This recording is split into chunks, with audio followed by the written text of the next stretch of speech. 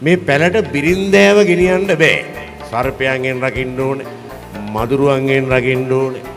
අලි ඇත්තුන්ගෙන් රකින්න ඕනේ. සමහරවිට අර ඉනිමගත් දිගේ බඩගාගෙන ගිහිල්ලා ගහක් උඩ පැල තියෙන්නේ. ওই පැලට තමන්ගේ අඹුව කැඳගන්න අමාරුයි. ඒ නිසා ඇය ගෙදර. දෙමව්පියොත් නැත්තම් නෑදෑ හිතවතුත් නැත්තම් ඇය ඇගේ ගෙදර තනියෙන් ඉන්නේ. ඔබ ඔබේ පැලේ මම මගේ පැලේ. එතකොට අර අලුත කසාද බැන්ද යෞවනමේ තරුණියක් නම් රාත්‍රියේ හඳ පායලා තරු පායලා ලස්සනයි නම් කුලගත් හමනවා නම් පරිසරය සුන්දරයි නම් ඇය කැමති සැමියා ළඟ ඉන්නවනම් සැමියා ළඟ නැති වුණාම ඇයට ඇති වෙනවා තනිකම හුදෙකලාවක්. පුන්සඳ රැට ඇවිදින් හේනේ කළුව බිඳ රන් කෙඳි සේම රන්වන් ඉරිඟු සිඹිනවා. හඳ එළිය ඉරිඟු කරා ලිඹිනවා. ශෘංගාර රසයක් තියෙන. හැබැයි ඒවා ගන්න ජන කවි වලින්. පුන්සඳ සේම පායාලා රටමැද්දේ රන් කෙඳි සේම පීරාලා පිටමැද්දේ මාරසෙනග වට කරගෙන යම යුද්ධේ ලෙව්කෙ මැතිඳු අද තනියම වෙලමැද්දේ. එතන වචනේ යන්නේ. රන් කෙඳි සේම රන්වන් ඉරිඟු සිඹිනවා.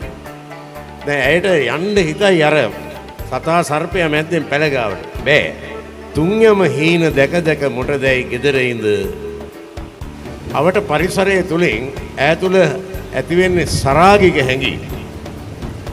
නිල් තරු රෑන ඉඟිබිඟි පාන අහස යට අහස බැලුවක් පේන්නේ තරු පිල් කඩ උඩම ඇලවී ඉන්න හිතයි මට. මෙන්න බලන්න සාහිත්‍යකරුවෙක් වචන පාවිච්චි කරන හැටි. මී අඹ කන්න ගිරවුනි එන්න එපා හෙට මල් පිපුණාට ගෙඩි නෑ තාම අඹ ගාට. අපි කසාද බැන්දා තමයි. නෑදෑ හිතවතුන්ට සතුටු වෙන්න විදිහක් නෑ. මල් තියනවා ගෙඩි නෑ.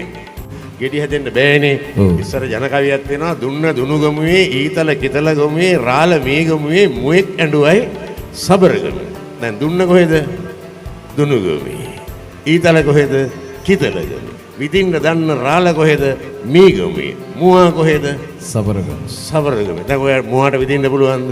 බෑනේ. එහෙනම් දුන්න හේනේ නම් කවදාවත් අඹ ගහට ගෙඩි හැදෙන්නේ නෑ. රන්කඳ සේම පින්සර මාගේ ඇතු නිදන රන් මල් යාන හීනෙන් දකින පින පවන.